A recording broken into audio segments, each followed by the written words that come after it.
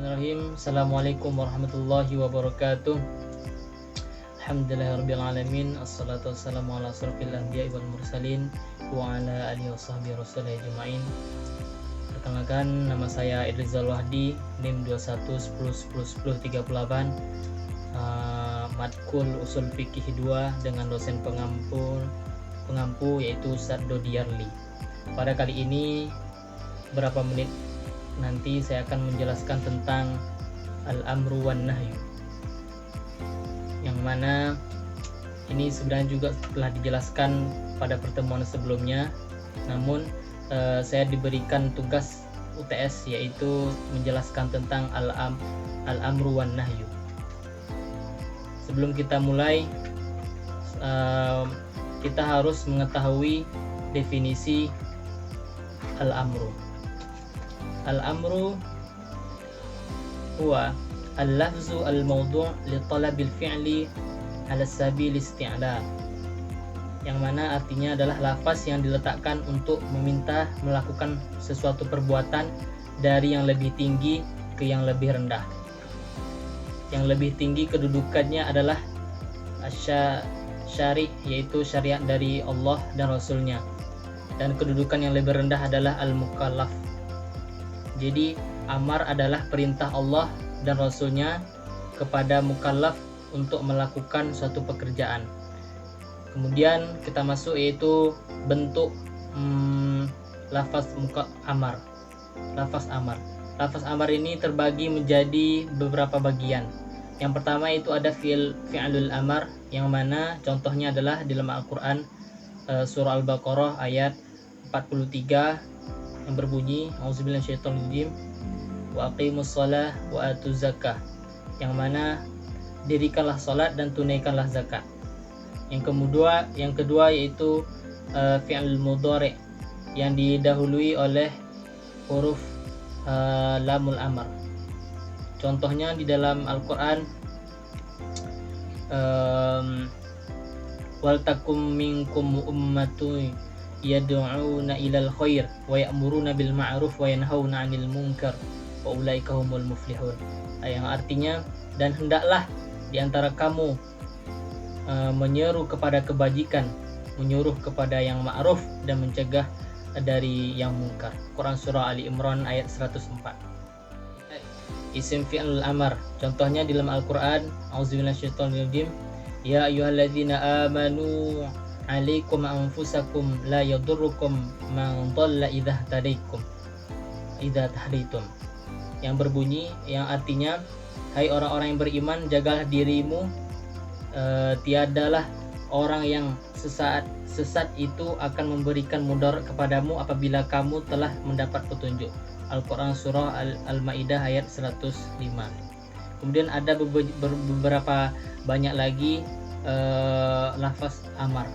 Kita masuki yang selanjutnya, yaitu kaidah amar, yang mana amar ini menunjukkan kepada yang wajib, yaitu di dalam kaidahnya al-aslu fil amri lil wujub, yang mana pada dasarnya asal amar itu menunjukkan kepada yang wajib.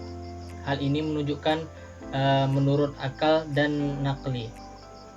Kemudian selanjutnya yaitu amar menunjukkan kepada yang sunnah. Al-aslu fil amri li dzanbi. Pada asalnya amar itu menunjukkan nadab, yaitu as-sunnah.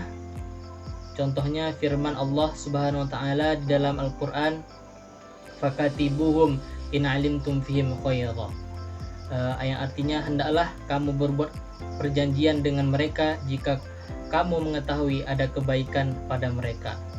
Kemudian di dalam amar ini juga banyak juga digunakan, antara lainnya untuk doa, kemudian untuk penghormatan, kemudian untuk petunjuk, untuk ancaman, untuk takjiz.